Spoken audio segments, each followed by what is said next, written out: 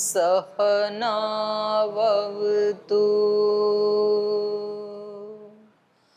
सहनौ भुनक्तु सह वीर्यङ्करवावहै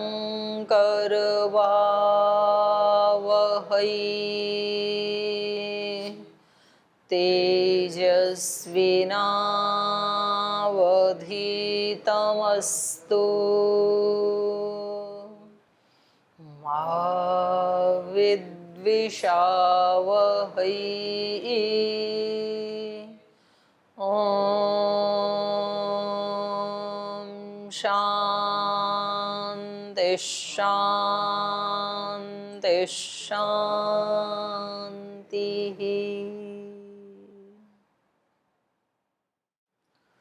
योग दर्शन का द्वितीय साधन पाद पढ़ रहे हैं हम, और 15 नंबर सूत्र में सभी को दुख बताते हुए विवेकी व्यक्ति के लिए जो भी हम कर्म करते हैं, पाप या पुण्य, और उसके बदले में जो भी हमें सुख दुख मिलते हैं, तो दुख तो सबके लिए दुख होते ही हैं, पर विवेकी व्यक्ति के लिए सुख अवस्था में भोगे जाने वाले सुख भी दुख ही होते हैं। क्यों?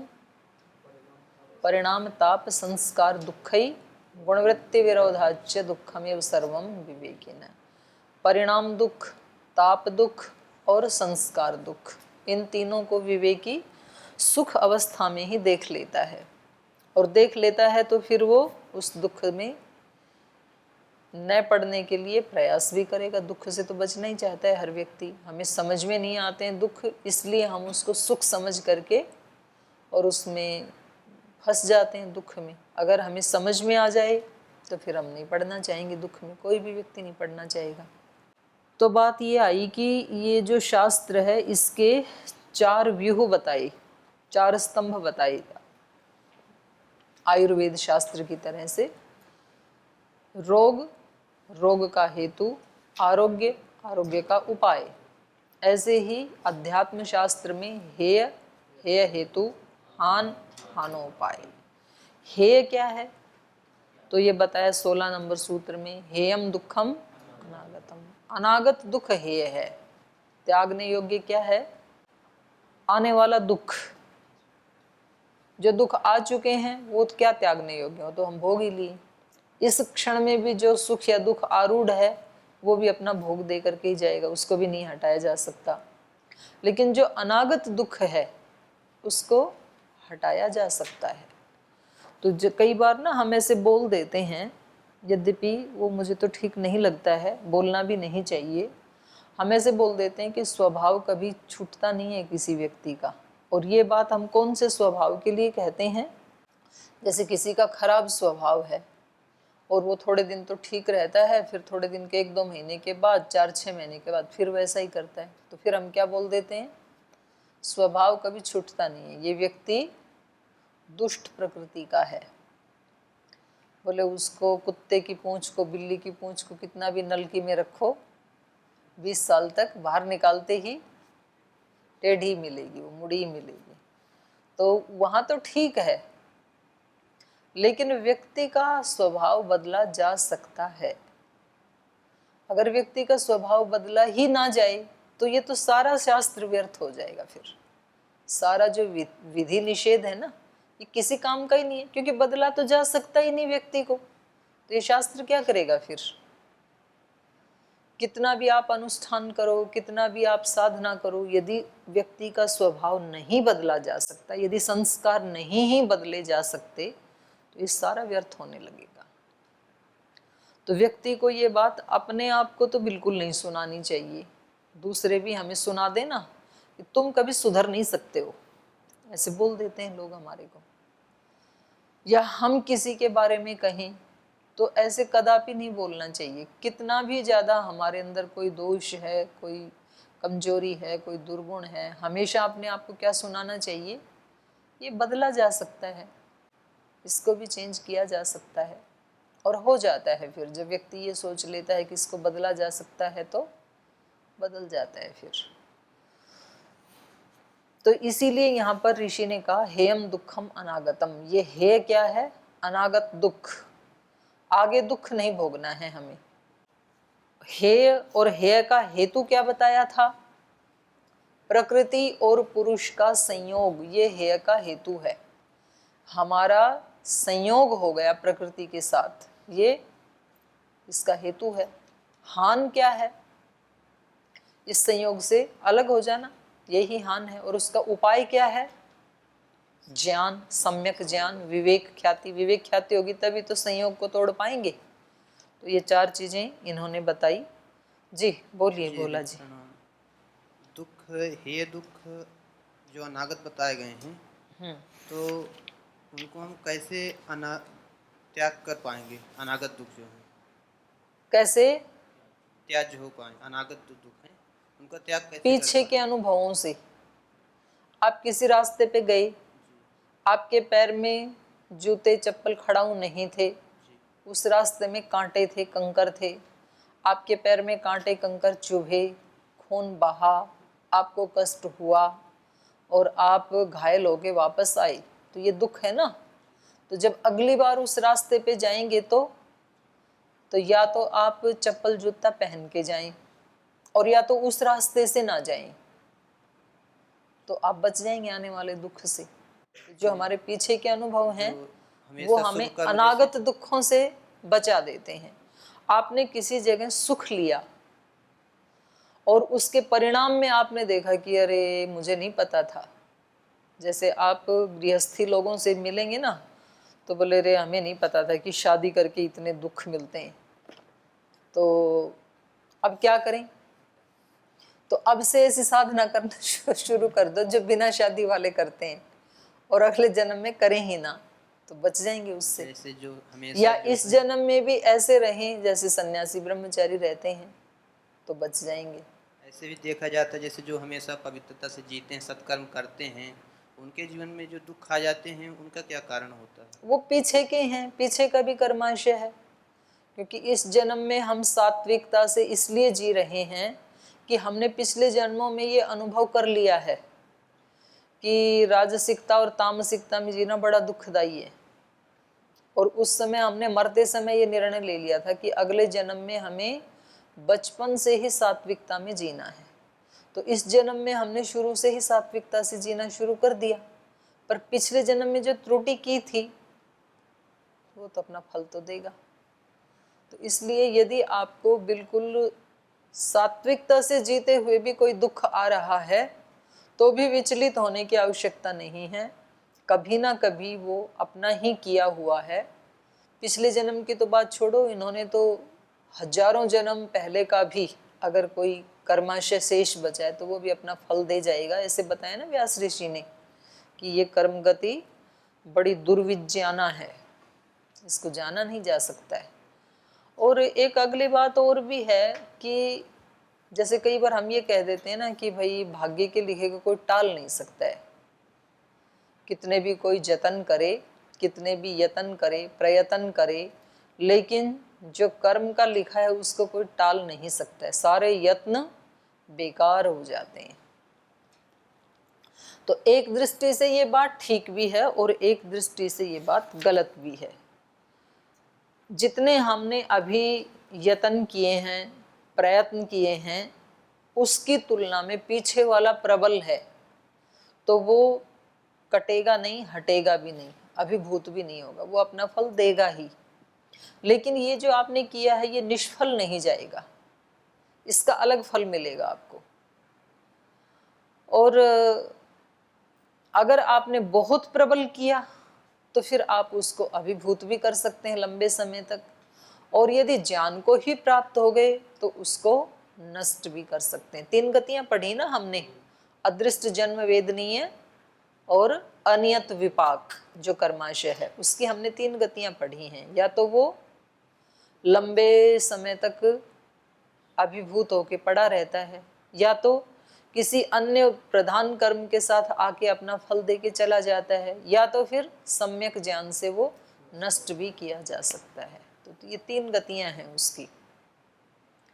तो हम कई बार ये कह देते हैं कि भाई भाग्य को बदला नहीं जा सकता। तो इसका अभिप्राय कभी कभी हम ये सोच लेते हैं कि अब वर्तमान में जो हम कर्म कर रहे हैं इसका कोई औचित्य ही नहीं है।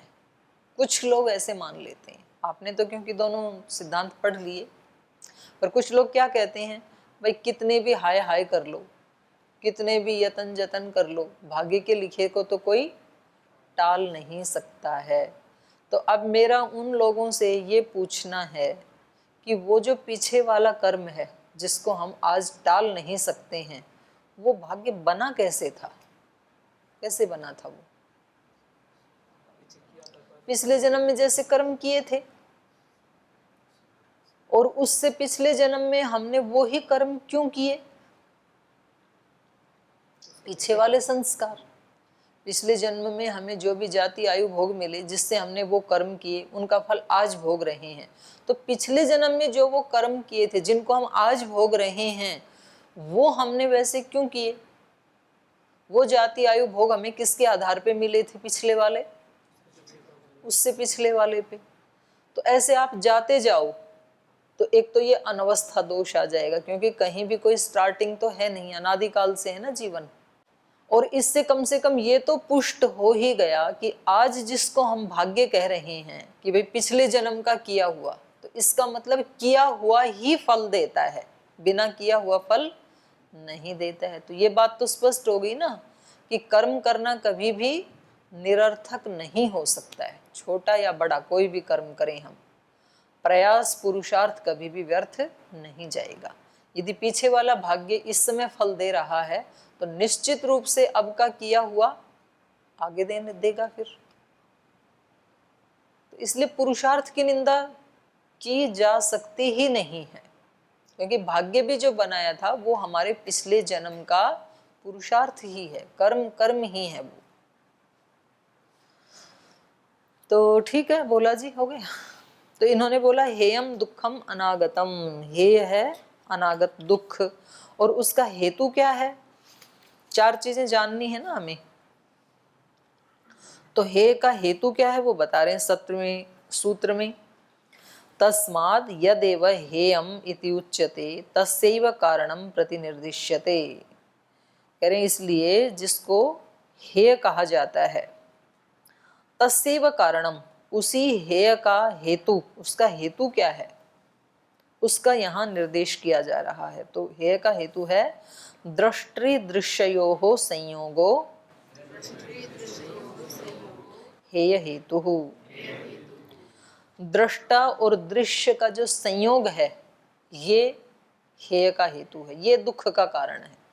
हम तो दुख का कारण किसको मानते हैं? निर्धनता दुख का कारण है, शरीर के रोग दुख का कारण है, दुष्ट लोग हमारे दुख का कारण हैं, कुछ संबंधियों के नाम गिना देंगे ये हमारे दुख का कारण है। लेकिन शास्त्र कह रहे नहीं, ये सब आपके दुख का कारण नहीं है। आपके दुख का कारण क्या है?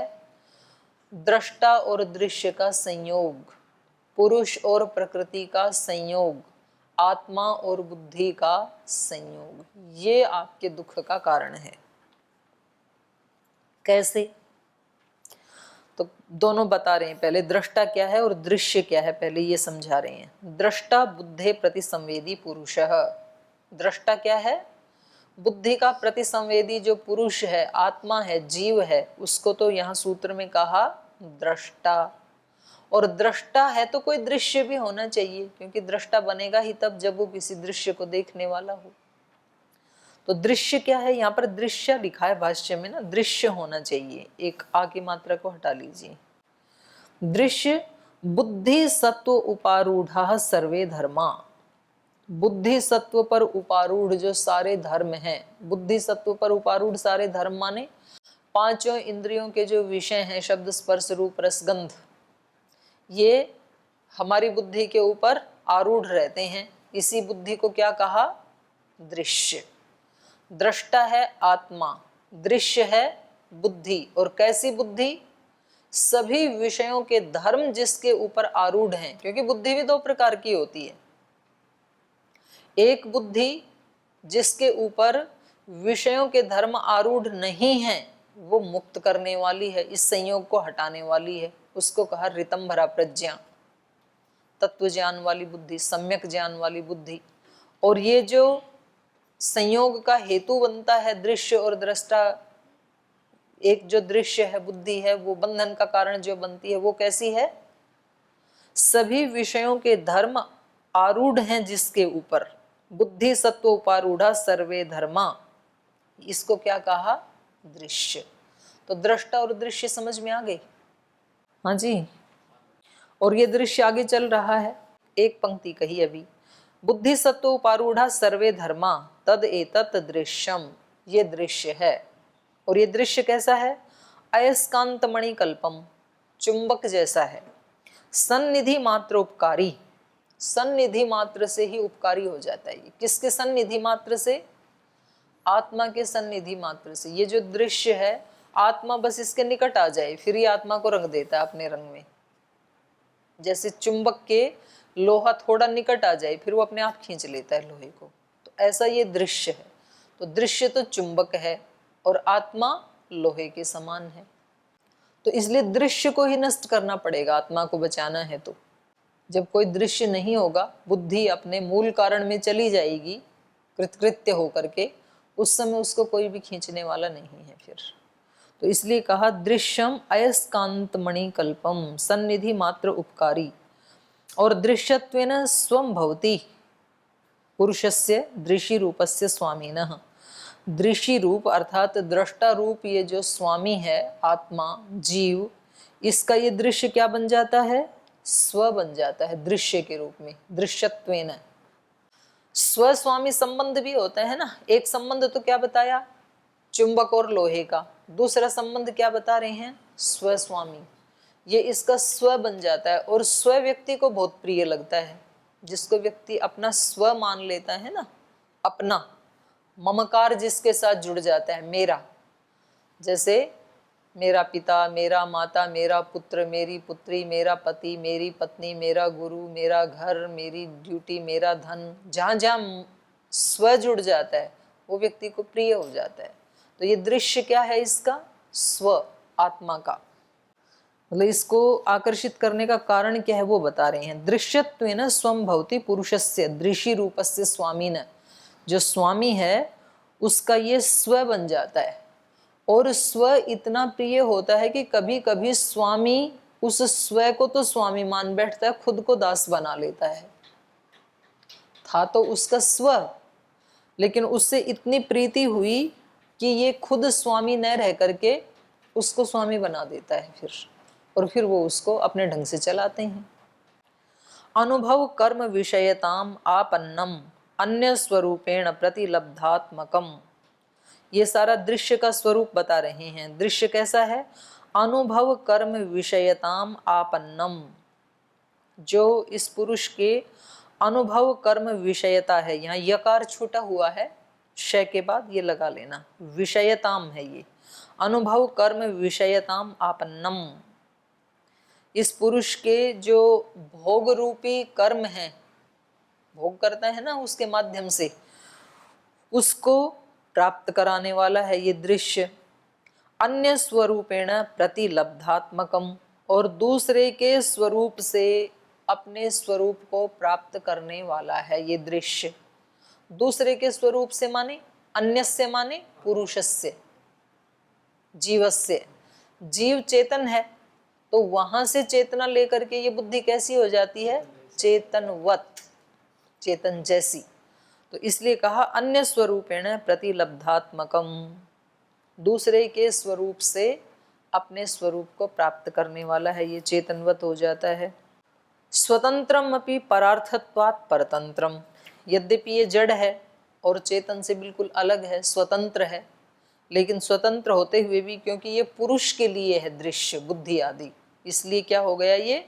परतंत्रम, परार्थत्वात्, जो दूसरे के लिए होगा वो परतंत्र होगा। यदि आप अपना स्वतंत्र जीवन नहीं जिएंगे, स्वतंत्रता के लिए नहीं जिएंगे, तो परतंत्र हो ही जाएंगे। आपका अपना कोई उद्देश्य यदि नहीं है तो दूसरा तो अपने उद्देश्य को पूरा कर ही लेगा आपके माध्यम से। यदि आपने अपना कोई लक्ष्य नहीं बनाया अगर आपने अपने शरीर, मन, बुद्धि, इंद्रिय का सदुपयोग नहीं किया तो कोई दूसरा उपयोग कर लेगा फिर आपका। तो क्या हो जाएंगे? परतंत्र। और खुद अपना एक उद्देश्य बनाया है तो क्या हो जाएंगे? स्वतंत्र। पर यहाँ स्वतंत्र का ये मतलब मत समझ लेना कि जी फिर हम तो घर बार छोड़ करके स्वच्छंद बन जाते हैं। स्वच्छंदत का मतलब स्वतंत्र नहीं है। संसार है तो किसी न किसी के उसमें तो रहना ही पड़ेगा ना, संपर्क में। आप अलग आश्रम बना लोगे, मान लो आप उस आश्रम के मालिक भी बन गए, अब आप कहोगे कि अब हम परतंत्र नहीं, अब हम स्वतंत्र हैं। अब वहां पर आपको एक गाय भी चाहिए, एक गौशाला भी चाहिए, एक पाचक भी चाहिए, एक साफ सफाई करने वाला भी चाहिए, तो लोगों के संपर्क में आना पड़ेगा कि नहीं? आना पड़ेगा। और तब आप उन लोगों के परतंत्र बन जाएंगे, क्योंकि वो एक दिन भी ना आए तो आपका काम नहीं चलेगा। तो स्वतंत्र कौन? आने वाले कि आप? आने वाले स्वतंत्र हैं, वो रात को कह जाए बोल जी कल नहीं आएंगे हम काम पे, वो तो स्वतंत्र है ना आए। और आप हो गए परतंत्र, अगले ही दिन आपका काम पड़ा रह जाएगा। अच्छा, आप बोले जी कोई आश्रम नहीं बनाएंगे, कोई हम झाड़ू पोछे वाला, गाय वाला नहीं रखेंगे, भिक्षा मांग के लाएंगे और अपना भजन ध्यान करेंगे। आप भिक्षा के लिए किसी के घर में जाएंगे और वो आपको भिक्षा ना दे तो आप किसके परतंत्र हो गए? भिक्षा देने वाले के। तो इसलिए इन चीजों को आप स्वतंत्रता या परतंत्रता मत समझना कि भाई हम तो यहाँ आश्रम में आ गए तो जो गुरुजी कह रहे हैं वैसे हमें करना पड़ता है तो हम तो परतंत्र हो गए। क्योंकि मैंने यही तो वाक्य बोला कि यदि आपका अपना कोई लक्ष्य नहीं है तो दूसरे का कोई लक्ष्य होगा, वो अपने लक्ष्य को पूरा कराएगा आपसे। तो इससे बढ़िया आपका कोई एक लक्ष्य होना चाहिए। तो क्या लक्ष्य हो सकता है व्यक्ति का? आप लोगों का लक्ष्य है बंधनों से, दुखों से मुक्त होना, यही तो लक्ष्य है ना, भगवत प्राप्ति करना। भगवत प्राप्ति भी क्यों करना चाहते हैं, किस लिए चाहिए भगवान हमें? ताकि हमें कोई दुख ना हो, दुखों से बचाने वाला। तो अंततो गत्वा हमारा लक्ष्य है कि कोई दुख ना हो और सुख शाश्वत हो। तो ये यदि हमारा लक्ष्य है तो हमारा शरीर किसके सानिध्य में रहता है, शरीर कौन सा काम करता है, इसके कोई मायने नहीं है। बाहर से आप परतंत्र दिखते हुए भी स्वतंत्र जीवन जी सकते हैं। बाहर से आप नितांत क्रियाशील होते हुए भी अंदर से बिल्कुल निर्लिप्त रह सकते हैं। बाहर से आप अत्यंत किसी क्रिया में क्रियाशील होते हुए भी और बिल्कुल निष्क्रिय हो सकते हैं। अगर लक्ष्य है तो व्यक्ति हमेशा वो ही करेगा। और वो लक्ष्य नहीं है तो फिर हम कहीं तो इंद्रियों के गुलाम बनेंगे, कहीं मन के गुलाम बनेंगे, कहीं आदतों के गुलाम बनेंगे, कहीं कामनाओं के गुलाम बनेंगे। तो फिर वो अपने लक्ष्य को हमारे से पूरा करवाएंगे। मन बुद्धि इंद्रियां आदि है ना, वो अपना पूरा करवा लेंगे अपनी मनमानी, और हमारा नहीं रहेगा। तो इसलिए कहा कि ये क्या है, दृश्य क्या है, ये हमारे लिए है। यद्यपि ये हमसे अलग है, चेतन से अलग है, स्वतंत्र है, लेकिन स्वतंत्र होते हुए परार्थत्वात् परतंत्रम, परार्थ होने दूसरे के लिए होने से। किसके लिए है ये? पुरुष के लिए है, चेतन के लिए है ये दृश्य, ये बुद्धि, इसलिए ये परतंत्र है। तयोः दृग्दर्शन शक्त्योः अनादि अर्थकृतः संयोगो हे हेतुः दुःखस्य कारणम इत्यर्थ। तो बोले ये जो दोनों हैं, तयोः दृग्दर्शन शक्त्योः, दृक् शक्ति पुरुष जीवात्मा, दर्शन शक्ति बुद्धि, तो इन दोनों का ये जो संयोग है ये अनादि अर्थकृत, अर्थकृत माने पुरुषार्थकृत, अनादि काल से ये प्रयोजन के कारण है, पुरुषार्थ, पुरुष के प्रयोजन के लिए है, पुरुषार्थ के लिए है। अनादि अर्थकृत है संयोग, अनादि काल से है ये संयोग। और ये संयोग किस लिए हुआ था, इसका कोई प्रयोजन था कि नहीं था? प्रयोजन था, अर्थकृत है ये, और उस प्रयोजन को हमने समझा नहीं अभी तक। इसलिए ये संयोग कब तक चलता रहेगा? जब तक उस प्रयोजन को नहीं समझेंगे तब तक ये चलता ही रहेगा, और अनादिकाल से चल रहा है। अनादि अर्थकृत संयोग हेय हेतु, ये हेय का हेतु है। ये हमारे दुख का कारण। हे हेतु को ही खोल दिया, दुखस्य कारणम। तो हमारे दुख का कारण क्या है? अपने स्वरूप में न रह करके दृश्य के साथ अटैच हो गई। अब बुद्धि जो दिखाती है वो हम देखते हैं। बुद्धि कहती है ये सुख, तो हम मानते हैं सुख। बुद्धि कहती है ये दुख, तो हमने मान लिया दुख। थे तो स्वामी, लेकिन बन गए उसके हाथ की कठपुतली। तो इसलिए ये संयोग हमारे दुख का कारण है। हम यदि अपने स्वरूप में रहते हैं, संयोग से अलग हो जाते हैं, तो कोई भी दुनिया का वस्तु, व्यक्ति, स्थान हमें दुख दे नहीं सकता है।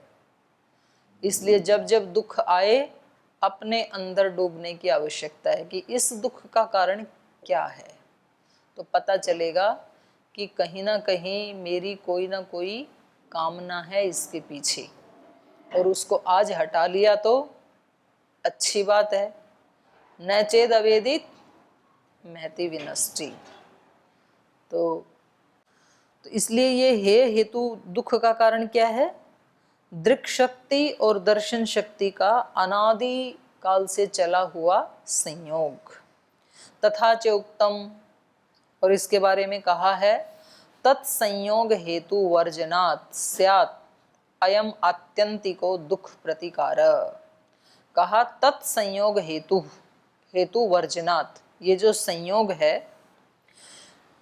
दृक् दर्शन शक्ति का, इसके हेतु वर्जनात्, तत्संयोग हेतु वर्जनात्, उस संयोग रूपी हेतु के वर्जन से माने त्याग से, स्यात् अयम आत्यंतिको दुख प्रतिकार। क्या पाठ भेद है क्या? मेरे पास वर्जनात् ही है ना, कोई बात नहीं। विवर्जनात् एक ही बात है, वर्जनात् एक ही बात है। त्यागात इसका मतलब है विशेष रूप से त्याग। इन्होंने कई जगह पाठ भेद कर रखा है।